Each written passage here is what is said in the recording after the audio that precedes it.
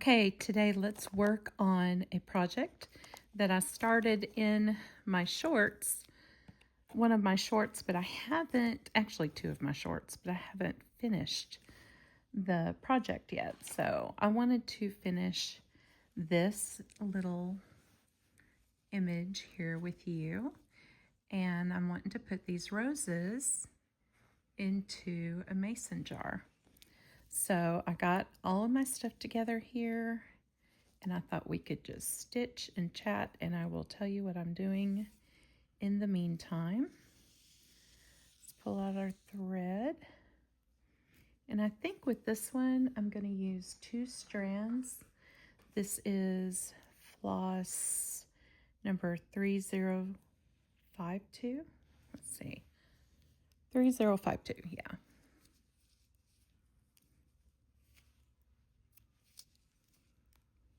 And we'll just keep these here. Makes it easier to grab. Okay, so I think, yeah, let's do 2 strands.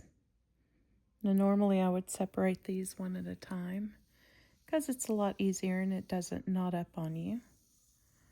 But I don't have my thread that long, so we will do it that way. And then I think with the needle, I want to use my beaded needle, which I use for beads.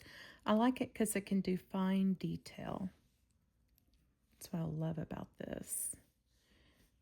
And let's see. Get this threaded. And then let's start it off like I always start it off. What we need to do here is add some stems, and then I will show you how I'm going to do the little mason jar, or whatever jar you want to call it. I call it a mason jar. So let's start this off with no knots, like I usually do.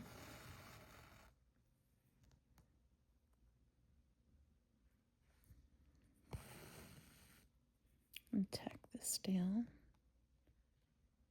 And okay.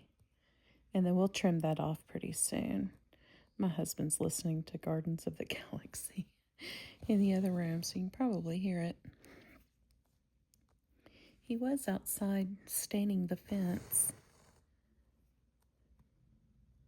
Okay.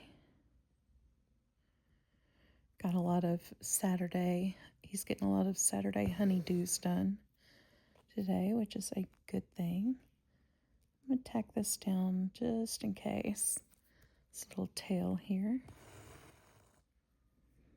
And I'm just using the split stitch.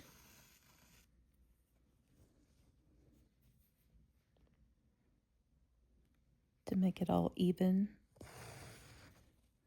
I could use a stem stitch, but okay, so let's clip this off so we don't have this keep happening.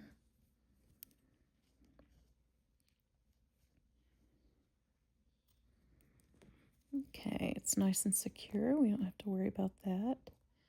And you can clip it even closer, but for time's sake, I'm not going to worry about that. You can also push it down with your needle, any little thread piece that you may have left over.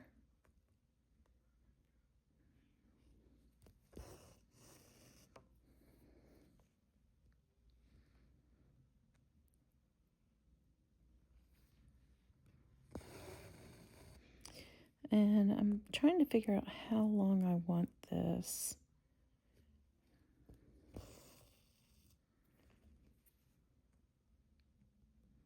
Like how long do I want the stems to go down will depend on how long I want my jar, or how tall I want my jar.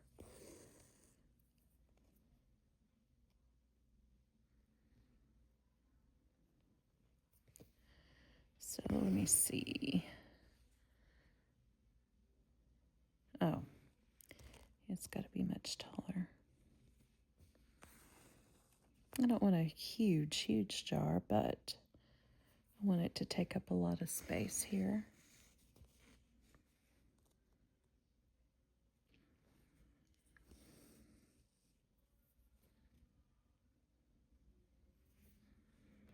Okay, is that going to be enough? Let me see. Almost. Let's do a couple more. Actually, no, I'm going to stop at this one. I think this should be good. It just depends on the mouth of the jar, how tall I want that to be. Okay, so now let's cross this. Natural flower stems, when they're in the vase sitting upright, they usually crisscross each other like that. And let's split this.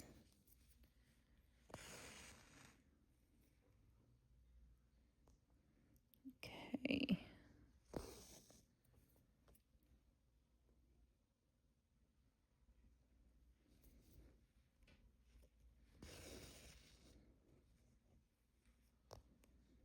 And I'm wanting it to, hopefully it will end up at the flower,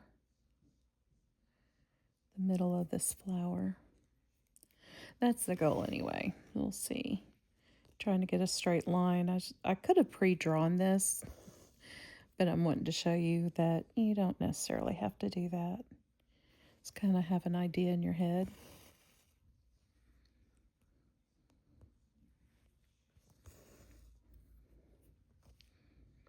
Although pre-drawn it would have probably done a straighter line. Usually I can go by the grain of the fabric to tell if it's in a straight line. But since it's kind of laying kind of crooked, I obviously cannot do that. Okay, so now I could add some more leaves, but let's just start on the jar first of all. And for one thing, let's finish this so I can cut it, because I want to get to the jar, because I really want to show you how cute you can make the jar look and how you can make it look galvanized with simple stitching.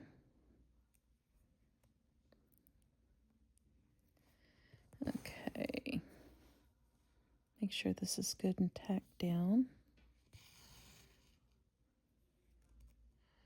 Let's do one more. See what I'm doing? I hate knots. So this is how I start and stop my stitches. Okay, yeah, that's not going to go anywhere.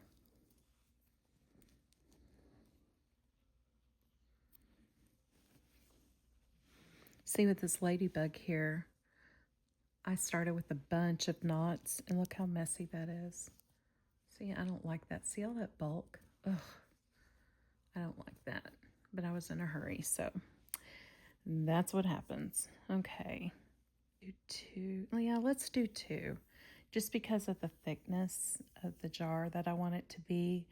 And I really want to show you how we're going to, quote unquote, galvanize the jar. I should have brought a little mason jar as a guide, but I think I've got it in my head. What I want it to look like anyway. Okay, again, we're not going to start with a knot. So I'm wanting it to be, I don't want it to be a very wide mouth jar. So let's start here and do our no knot. And don't make the same mistake I do by not holding your thread down. Very good. Okay, let's try this again.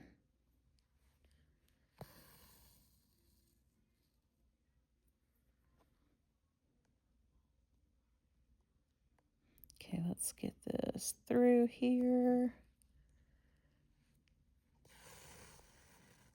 and get it tacked down. before we start our journey.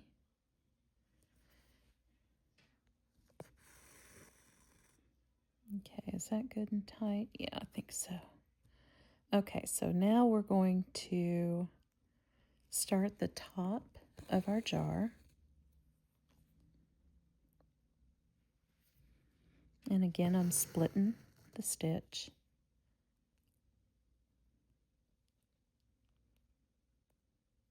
See, this is what I don't like about two threads, is that sometimes they come, you can see that they're two instead of one piece, especially when you split the thread. I'm being very picky, but you get it. And let's see, let's get it, I think I'm going to get it even on both sides here.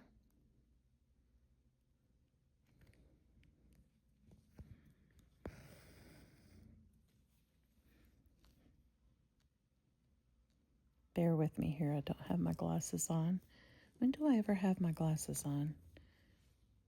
If you stayed with me long enough, you know I always forget my glasses. But I'm too lazy to stop the video and go get them. Okay, so I'm not going to worry too much about how straight across that is,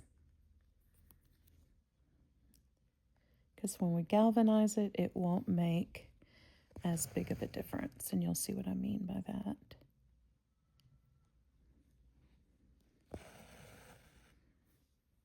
Okay, so we're going down the mouth of the jar here, or the top part of the mouth of the jar, and then we're going to start turning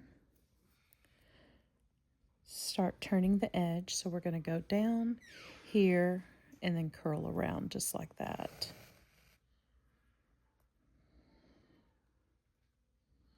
And then we'll make a little curve.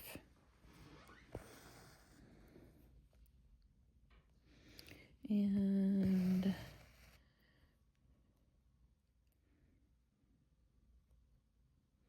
I don't want it to be too wide here. But I do kind of want a curve joint. So about like that.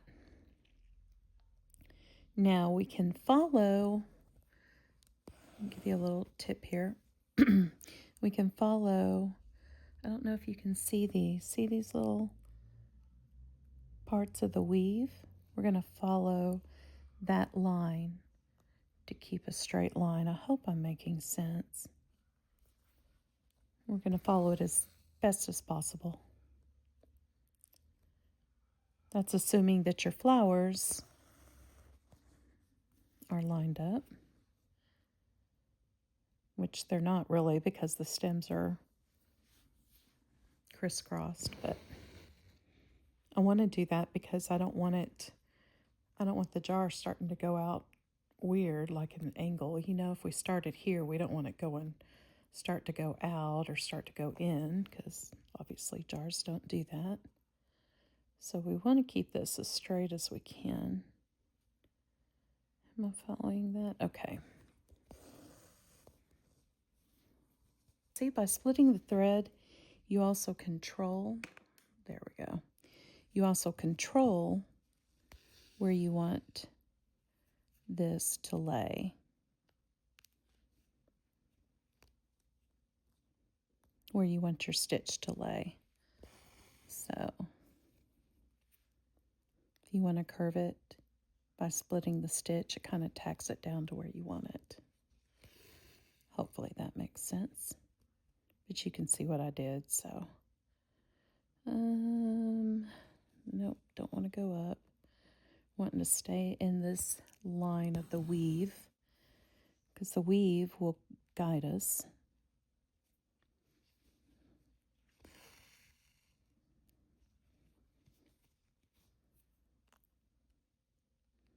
Okay, there's the line of the weave. And then let's see, we can go out So, okay, so this is what I'm going to figure out here. Go out this way, and so that's the goal out there.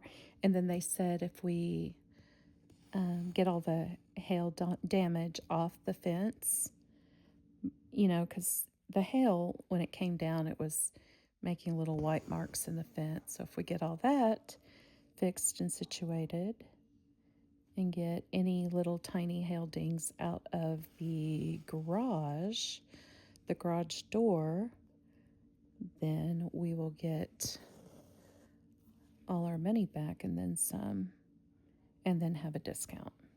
I hope that makes sense. Not all of our money back, but we'll get a lot of the money back. So it's going to be nice because everything keeps going up. What is going on with that? Okay, so see, this is what I was afraid of. I should have started down here and gone out. But you know what? We'll fix it, I think. Trust the process. I always say trust the process.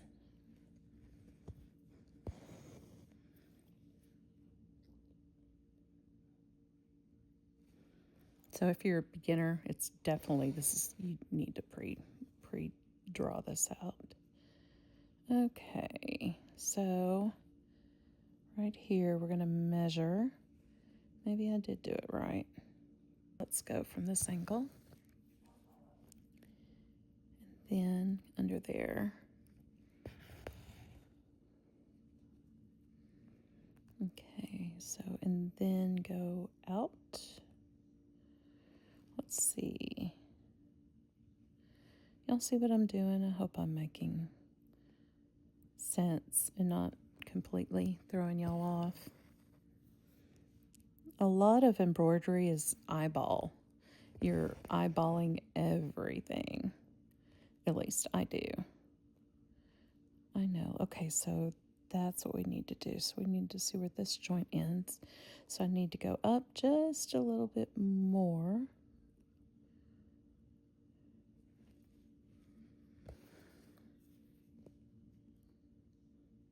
And go down. Now let's do this.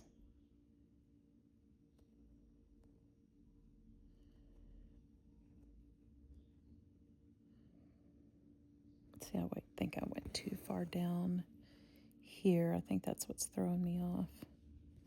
But like I said, we will fix that too. Okay, good enough.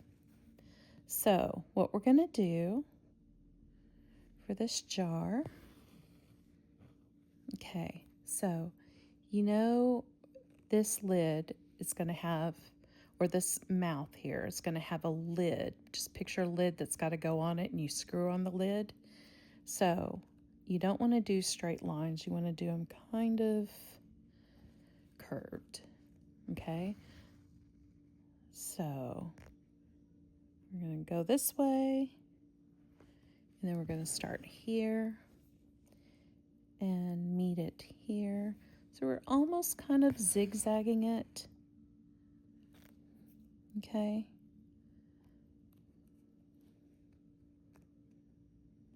And then we're going to start here.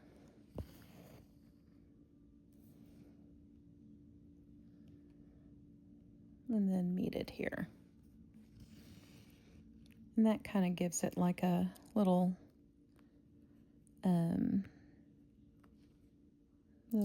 effect to make it look like you can screw the jar lid on. Okay, so now I'm going to start galvanizing it.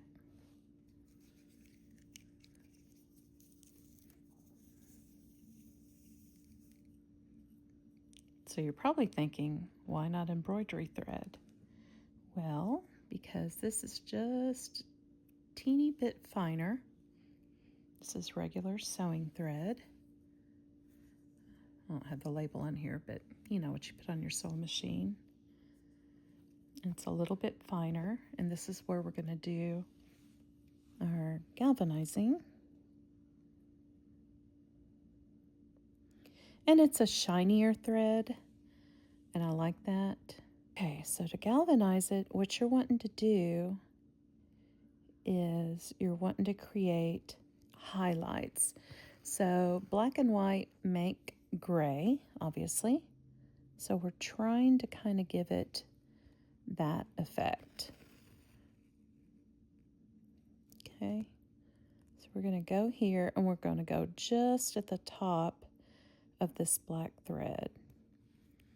And that'll help separate this here. See, it's separating what I was trying to do earlier with my needle. So we're going to split this stitch. Got very good eyesight, which I do not have. I have very good near sight vision. Okay, I guess we split that. Okay. And this fabric, this is actually, and a lot of y'all have asked me, this is painter's drop cloth. It's cheap, you get a whole bunch of it, and it's fun to sew on. You can get bleached or unbleached. This is unbleached, or you could bleach it yourself, but I like the unbleached.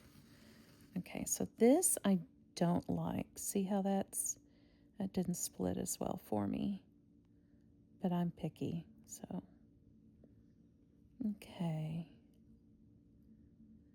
Let's get that in.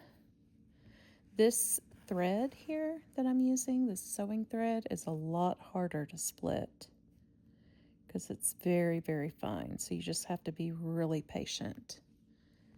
Okay, so now we're not going to go all the way across. Okay, we're just making little highlights. So we're going to go back through, split that one black stitch there,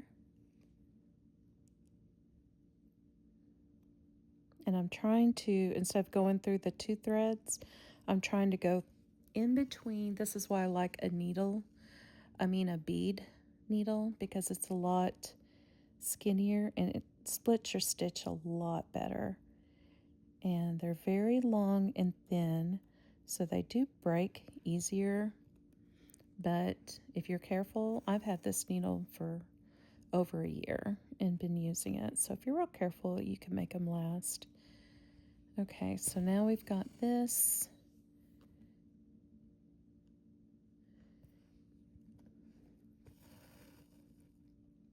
Okay, I still don't like that. And that's part of that. Okay. So you see what I'm doing here? See how it's looking? So if we take it back, see how it's starting to look like it's kind of galvanized. And now we're just going to do a few here. We're just going to do a few little highlights. And we're going to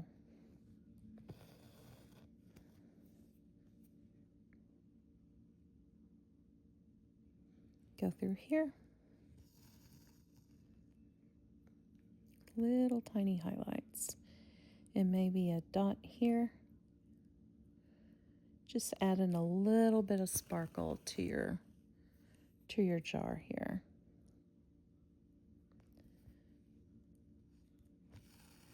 And my husband needs me. I will be right back.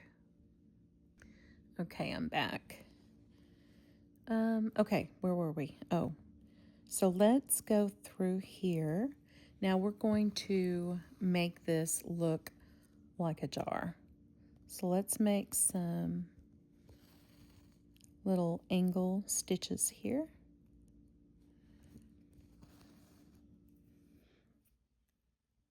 Now, probably a better color to do this is a very pale baby blue, almost white. And that will give you more of a water effect. But we're wanting to add movement and curve into the jar. So that's why we're doing these angles here. And they're kind of hard to see. in this tiny thread. So what we may do is double this thread. The only reason I wanted it thin was for the highlights in the jar itself. I mean, in the lid part itself.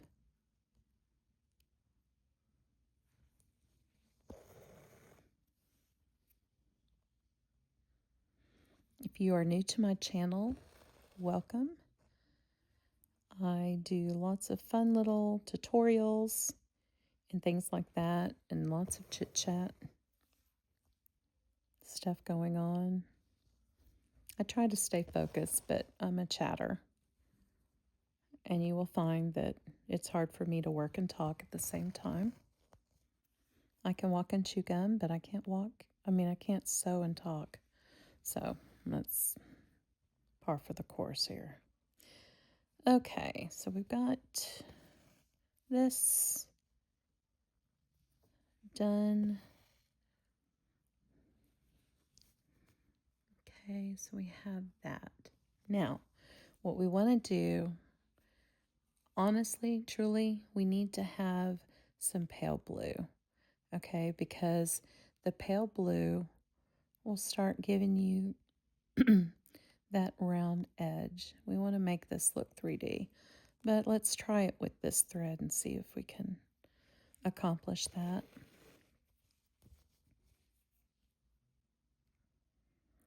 We don't want to make it too dramatic here.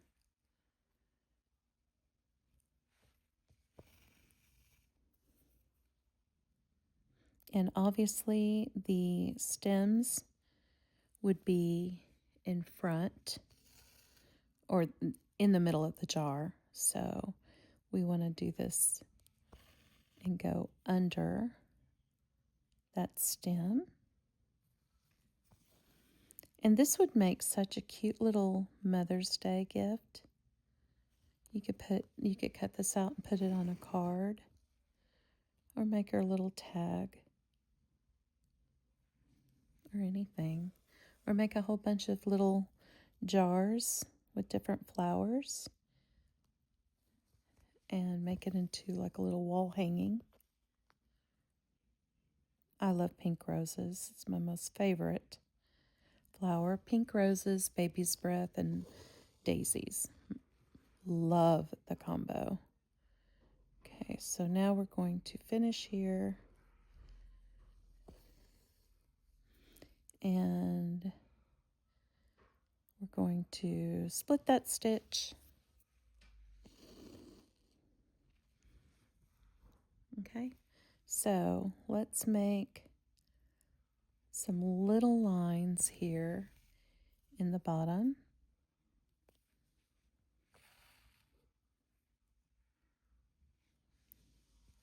And I don't want to get in front of that green stem, but I can go right under it. And let's just make a little line here. So we're mimicking glass, basically, is what we're trying to do.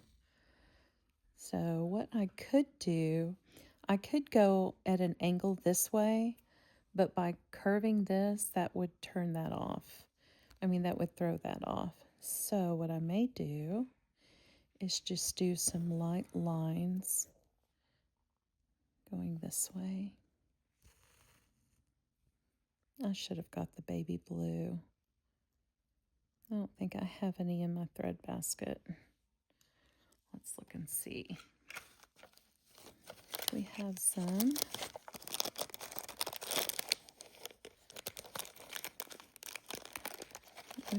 This is going to be too bright, so we don't want to use that, I know for sure. Yeah, I got the other put up. Well, let's see what we can create with the white.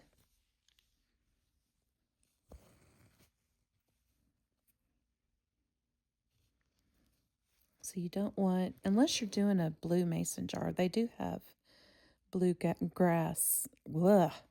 glass jars that they made back in the day that are really pretty.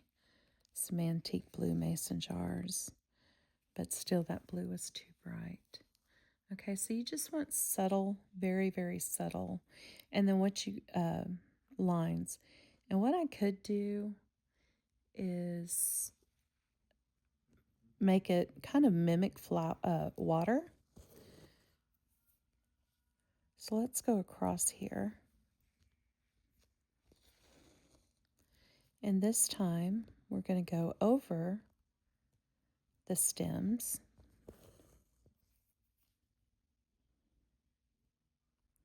And this is very important that we need to split that here.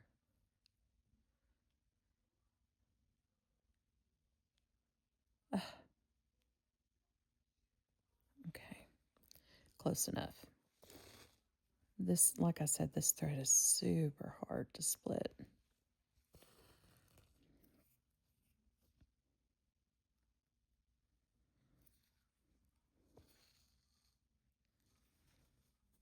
Okay, so let's make a few little more lines here just to kind of give this water some more texture.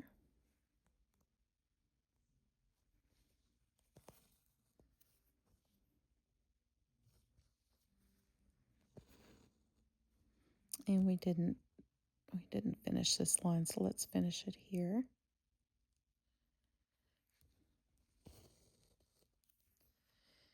Now, later you could add more leaves.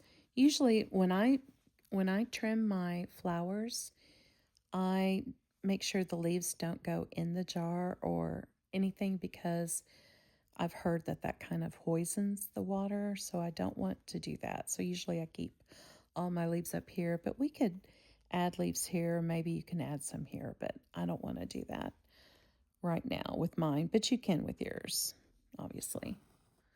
So let's go maybe another line here. So I'm just wanting to create texture here. That's all I want to do. Even though it's hard to see, I'm wanting it to be a little bit more noticeable that this jar is filled. And like I said, if you had a little bit of pale, pale, pale baby blue, almost white, it would look so much better. But I don't have any at the present time. I do need to go out and get me some more threads. Although I could have used sewing thread, but I don't have any blue. Very pale blue sewing thread. So this is just going to have to do.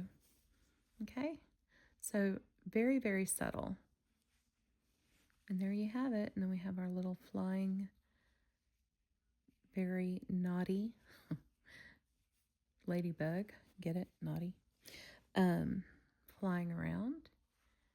And that's how you do a little galvanized jar. So let's do a little highlight up here because I'm extra. And I like to do little extra little details here. Little highlight. Let's curve that around better.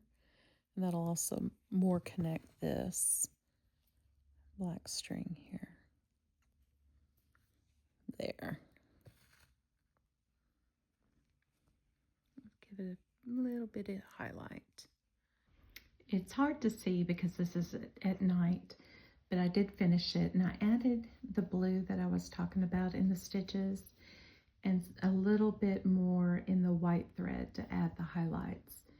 And that is how you make water and galvanized glass. Thanks for watching.